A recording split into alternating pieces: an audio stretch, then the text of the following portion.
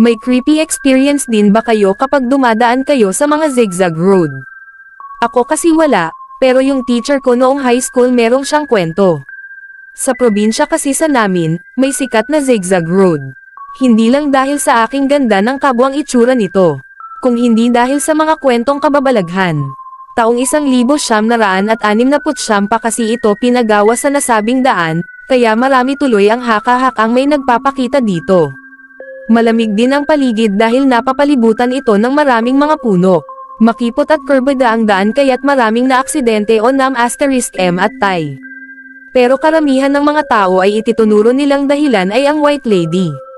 Sa kwento ng teacher ko noon, dati daw kasi walang ibang dadaanan, kung hindi ang zigzag road na yon.